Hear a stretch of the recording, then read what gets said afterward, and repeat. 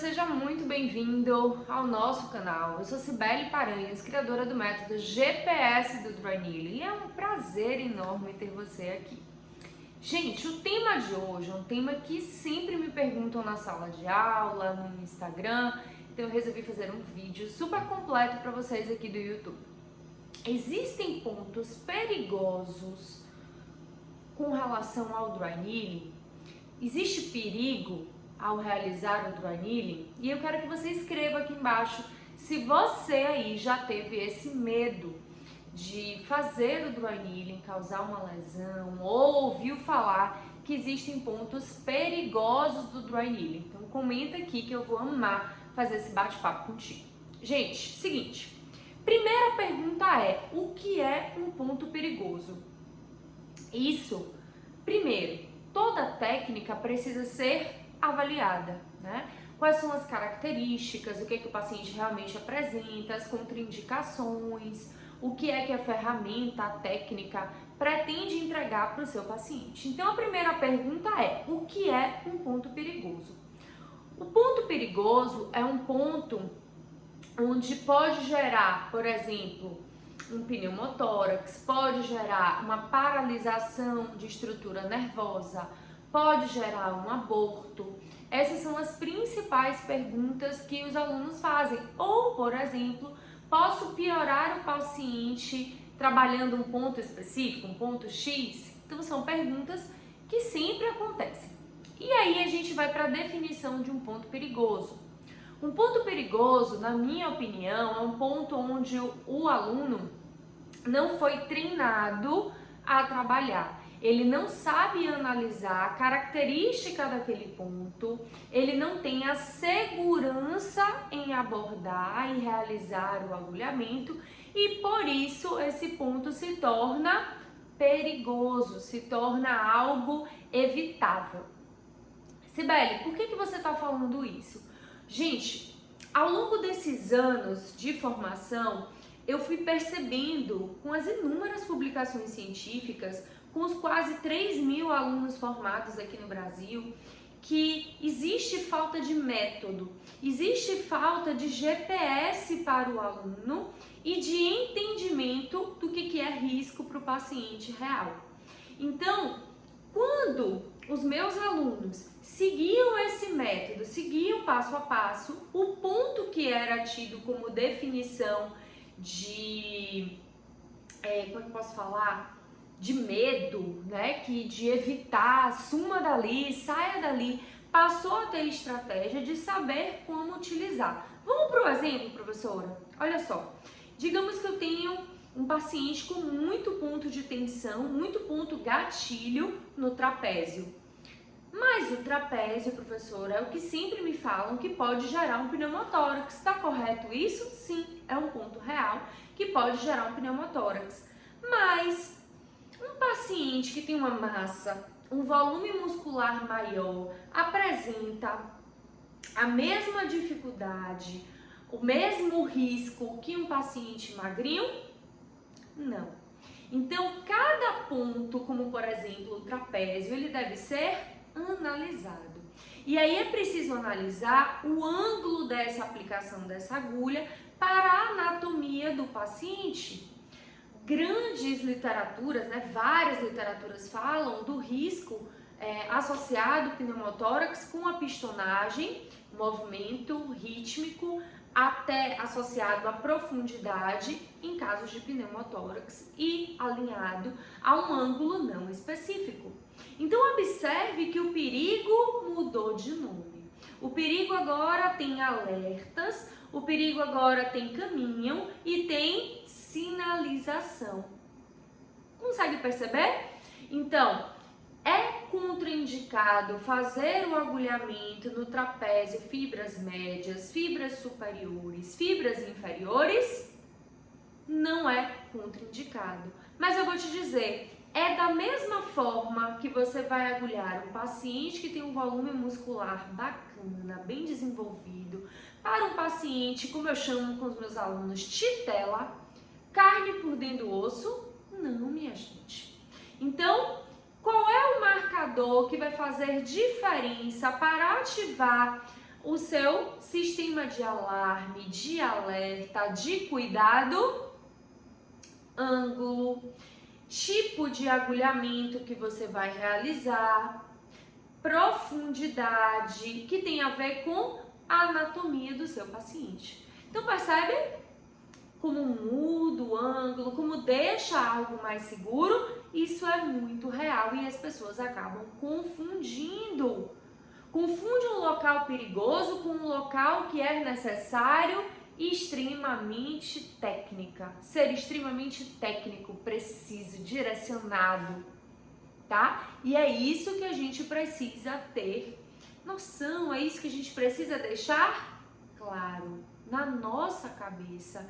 E quando a gente começa a entender esse processo e diferenciar, a gente começa a ter segurança. E o físio que tem segurança, ele começa a ter resultado, porque você começa a apresentar para o seu paciente caminhos e estratégias que vão te dar segurança.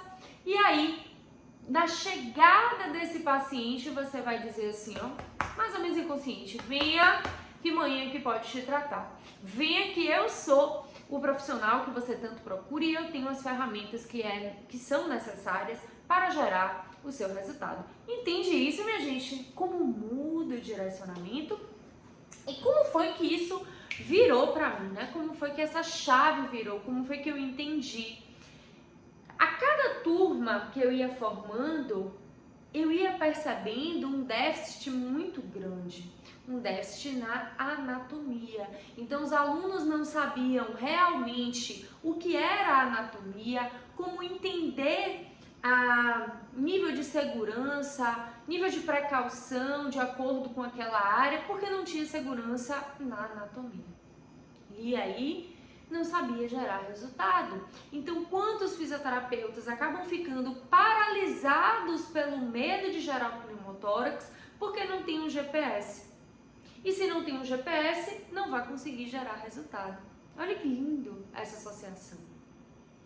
E aí, a cada vez que eu ia desmistificando para esse aluno, que eu ia passando para ele, olha, tá vendo a anatomia aqui? Você precisa ver as fibras do trapézio, você precisa entender algo que é além, que eu também não aprendi na minha formação e que isso só ficou claro depois, quando eu comecei a associar a minha formação de osteopatia, foi que eu comecei a entender que eu precisava gerar um diagnóstico diferencial, que eu precisava ir atrás desse conhecimento como um todo.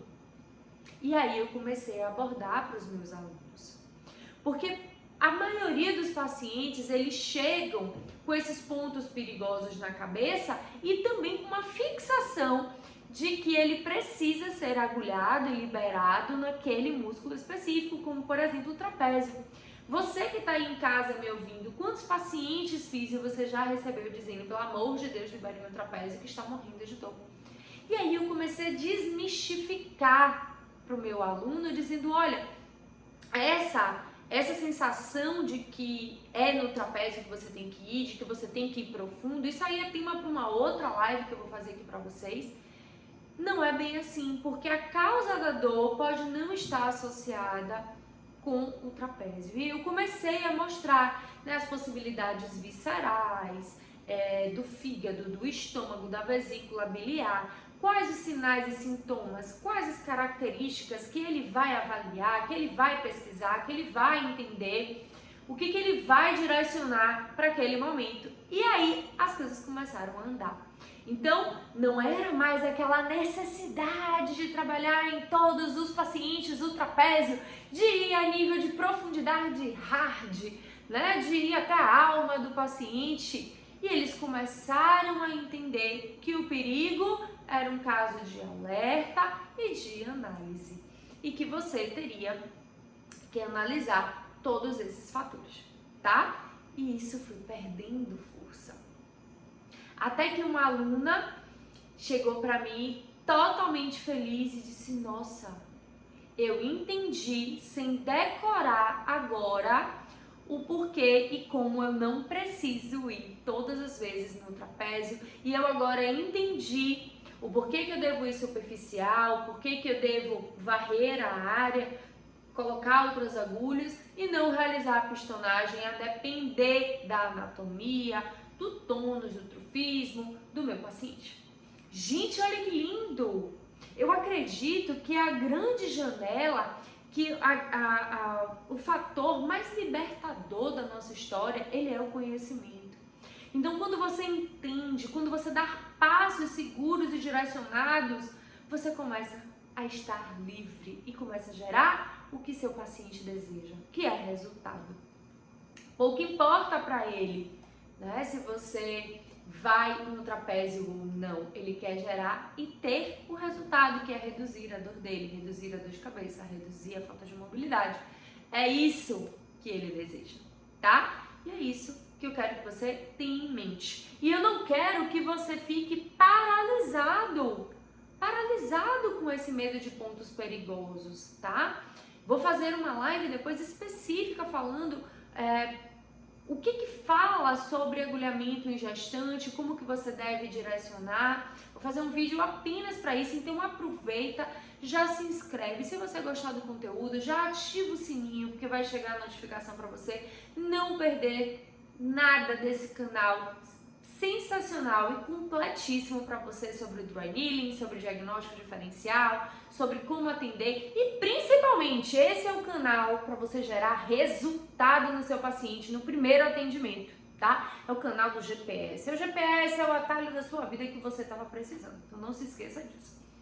E por que esse medo não pode te paralisar, gente? Porque o dry needling é uma ferramenta chave, é uma ferramenta eleita no mundo como a melhor ferramenta para trabalhar ponto gatilho.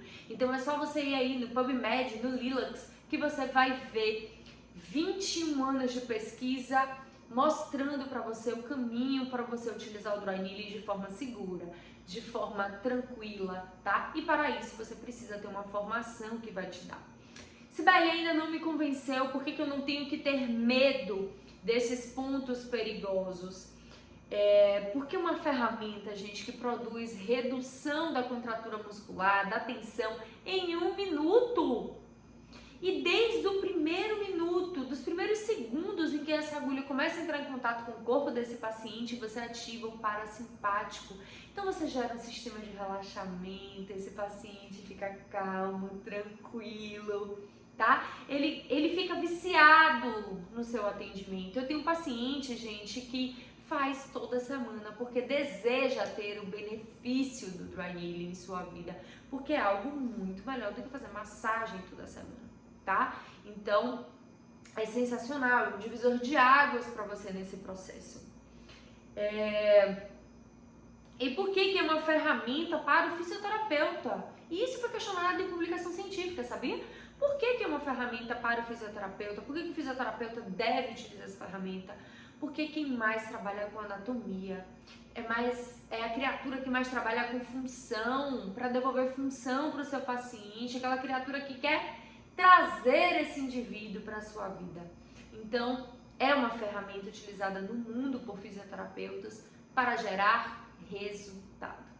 E por que eu, fisioterapeuta, preciso ter isso em mente, gente? Porque eu preciso poupar a minha saúde. Eu não preciso ficar usando o meu polegar, o meu indicador, para fazer esmagamento de ponto gatilho. Mesmo porque isso é um massacre ao nosso paciente e aí vai gerar mais dor, mais tensão, né? E a gente não vai conseguir ter. Eu acho que isso é a pergunta que mais me satisfaz, sabe, gente, ao longo desses 10 anos ministrando o curso de dry needling aqui no Brasil. Entender que o meu primeiro aluno, e aqui no canal tem depoimento, não sou eu que estou dizendo isso, é a minha aluna, é a Emily que está falando isso para você, que se ela não tivesse feito o dry needling há 8 anos atrás, hoje ela estaria muito mais cansada. Hoje ela não estaria tendo os resultados que ela vem tendo utilizando o dry needling.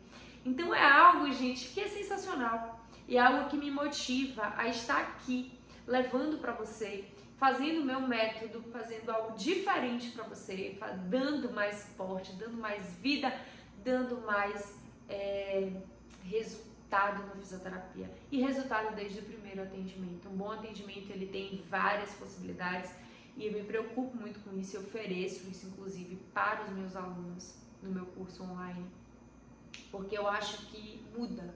Eu acho não, eu tenho certeza, e isso é o que eles dizem em cada bate-papo que a gente tem. Então é isso, o tema de hoje foi: existem pontos perigosos no dry needling, e um deles, o mais eleito, é por conta do pneumotórax. Eu acredito que eu já deixei muito claro para você que existem pontos, mas por que isso não pode te paralisar.